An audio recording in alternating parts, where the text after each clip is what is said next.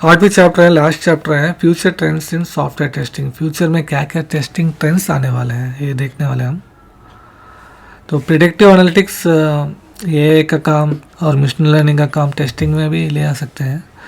क्या है कि अब जब भी कोई एरर अकर आ रहा है ना, जब भी कुछ इश्यूज प्रोडक्शन में, जब भी प्रोडक्शन में कुछ एरर आ रहा है तब जाके हम एक बार टेस्ट कर रहे हैं। मगर प्रिडिक्टिव एनालिसिस का मतलब क्या है कि अगर कोई ये आंचना है, यानी कि अक्सर दीपावली के टाइम में अमेज़ोन फ्लिपकार्ट की साइट्स है ना जो बहुत सारे लोड में होते हैं, उसी तरह इनकम टैक्स फाइल करते टाइम वो भी बहुत लोड में जाता है। तो ये सारे उसी तरह IRCTC है ना, तो ये सारे क्या है कि कुछ कुछ टाइम और कुछ शेड्यूल ये सब देते हैं आपको, है ना।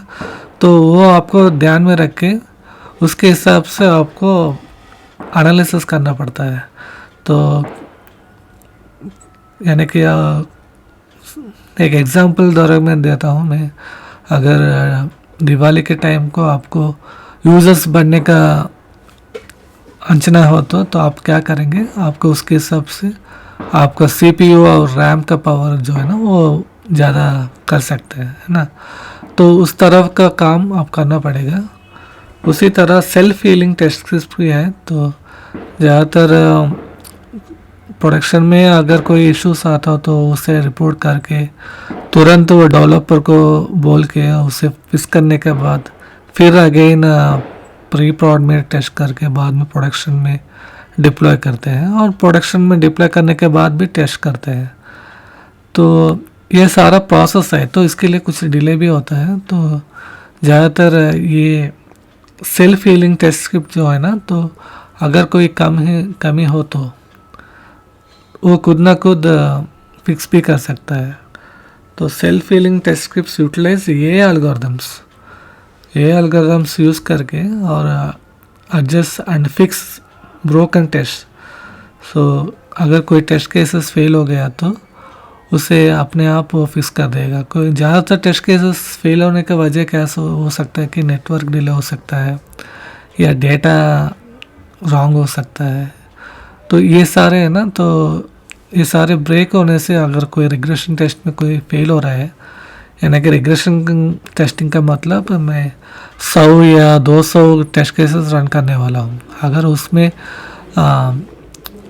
100 वाला टेस्ट केसेस फेल हो गया तो मैं वो फिक्स करने के बाद फिर वापस मुझे 200 टेस्ट केसेस फिर अगले पहले से मुझे रन करना पड़ेगा। तो अगर ये सेल्फ हीलिंग होता तो क्या करेगा, वो फेल होने के बाद रीट्राई करेगा, और रीट्राई में वो समझ के उसे जो फेलियर्स है उसे थोड़ा डेटा चेंज करके या कुछ सिनेरियो बदल के टेस्ट करके वो पास कर देगा। तो ये सारे काम हो सकते हैं, यानी कि ये मैं अपने एक्सपीरियंस से बोल रहा हूँ, मगर इसके लिए थोड़ा मेहनत भी चाहिए।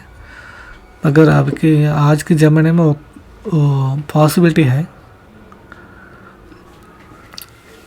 इसी तरह रोबोटिक प्रोसेस ऑटोमेशन भी कर सकते हैं। तो इसका मतलब क्या है कि automation repetitive task across different applications. उसी तरह स्मार्ट टेस्ट एग्जीक्यूशन भी कर सकते हैं, कुछ इंटेलिजेंट एल्गोरिथम्स लिख के वो प्रायोरिटाइज करके जो भी हम मैनुअल में कर रहे हैं उसे ऑटोमेट कर सकते हैं। So execute test based on factors such as risk, past failures, optimize test throughput and ensuring critical paths are validated effectively। तो अक्सर हम क्या करते हैं कि सारे टेस्ट केसेस रन करते हैं, उसे रन करने में 2 या 3 घंटे हो जाते हैं। मगर जो इसका मतलब कि स्मार्ट टेस्ट एग्जीक्यूशन का मतलब क्या है कि जो कोड है ना वो चेंज हुआ उससे आइडेंटिफाई करके सिर्फ उसी को टेस्ट करना, है ना। तो आपको टाइम भी बच सकता है, और जो भी आपको पहले से काम कर रहा था वो फिर से टेस्ट करने की ज़रूरत नहीं है। तो इस तरह आप स्मार्ट टेस्ट एग्जीक्यूशन भी कर सकते हैं।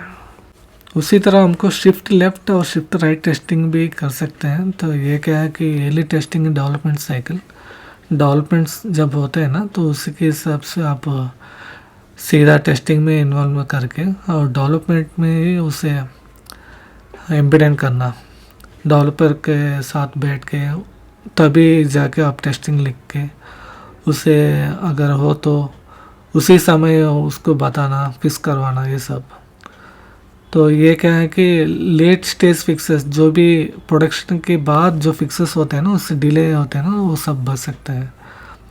तो ये एक ईयरली डिटेक्शन, ईयरली फिक्स का मतलब है। उसी तरह पोस्ट प्रोडक्शन क्वालिटी चेक्स, तो ज़्यादातर टेस्टर का काम है क्या है, टेस्टिंग एनवायरनमेंट के काम पूरा करना और बग फिक्स करना और उसे रीटेस्ट करना। मगर पोस्ट प्रोडक्शन क्वालिटी चेक्स भी उसे करना पड़ेगा, क्योंकि उससे क्या होता है कि अगर प्रोडक्शन में कोई इशू चल रहा है ना, बाद में वो उससे कोई इश्यूज ना, कुछ कस्टमर के बैड फीडबैक या रिव्यूज़ से बच सकते हैं, तो ये सारे कर सकते हैं।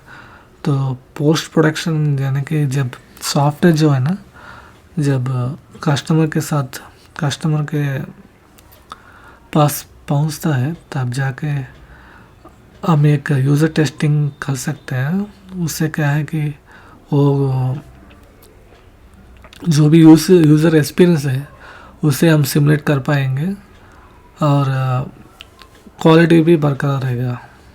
यही है सॉफ्टवेयर टेस्टिंग की कुछ पॉइंट्स, बेसिक अंडरस्टैंडिंग।